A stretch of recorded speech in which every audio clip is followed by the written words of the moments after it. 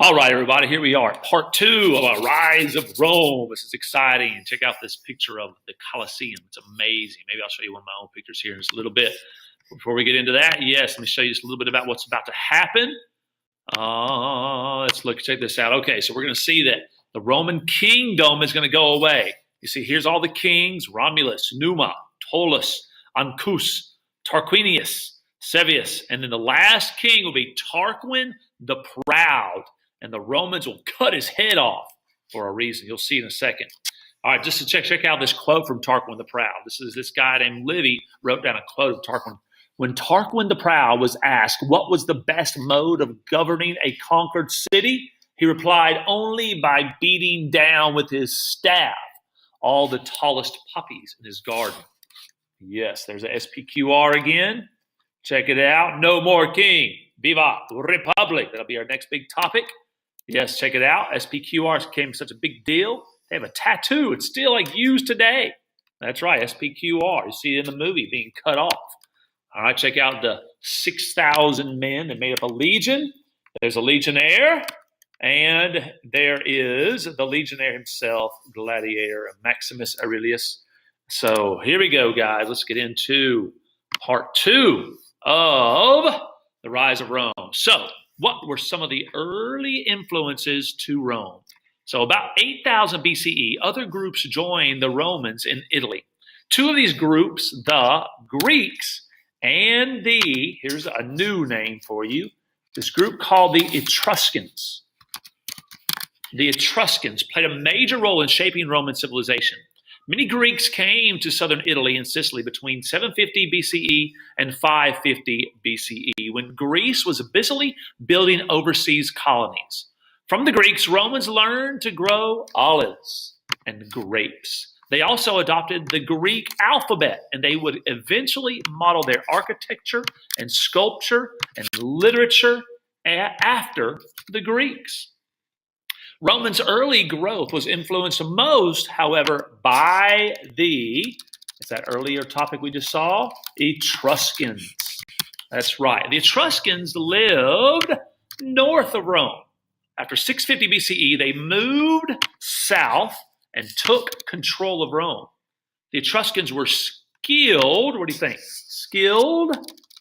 You would think military, and they were, but because of this, metal workers who became rich from mining and trade.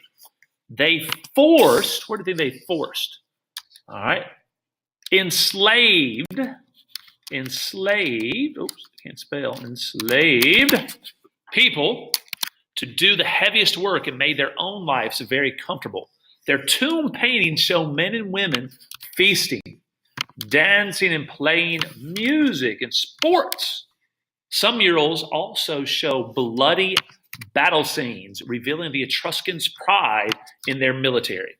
The Etruscans changed Rome from a village of straw-roofed huts into a city of wood and brick buildings. They laid out streets, temples, and public buildings around a central square. The Etruscans also taught Romans a new style of dress, featuring short cloaks and togas, which are loose garments draped over one's shoulder. More importantly, the Etruscan army would serve as a model for the mighty army of the Romans that eventually assembled. The Etruscans ruled Rome for more than, can you guess?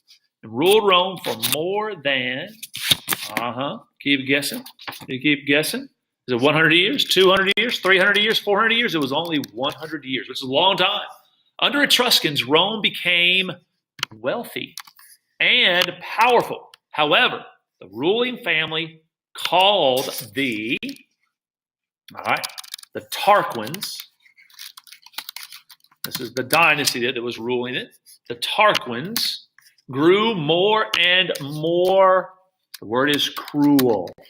They became very cruel. Finally, in 509 BCE, the Romans, what did they do? When people are cruel and cruel and cruel, eventually rebelled. They eventually rebelled. That's right. They overthrew the Tarquins and the last king, Tarquin the Proud, and set up a republic. which is our big topic in Rome, and then the empire. So a republic is a form of government in which the leader is not a king or queen, but someone put in office by citizens with the right to vote. The United States of America as a republic. In a republic, the citizens have the power. The Romans vowed to never be ruled by a king again. They made the acronym SPQR, meaning Senatus Populus Romanus. Romanus. All right, which means the Senate and the people of Rome will be in charge. The rise of the Roman, what is the topic? Republic marked the beginning of a new chapter in Rome's history. So Rome's kingdom has gone away. They were ruled by the Etruscans. Now we have the Republic, a whole new chapter. At the time, Rome became a republic. That's our topic again. Can't spell or I can't type. It was still a very small city surrounded by enemies. Over the next 200 years, the Romans fought war after war against the neighbors. And in 338 BCE, they finally defeated the other Latins living nearby. Next, they attacked the rest of the Etruscans and defeated them in 284 BCE. And then by 267 BCE, the Romans had also conquered the Greeks, that other peninsula that we talked about in southern Italy. With this victory, the Romans became the masters of almost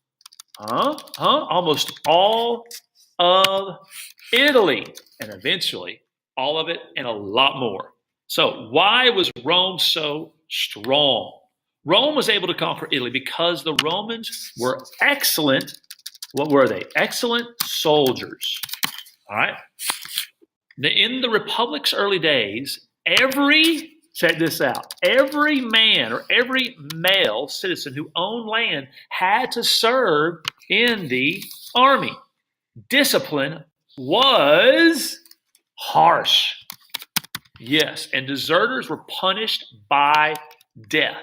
The tough discipline helped mold Roman soldiers into fighters who did not give up easily.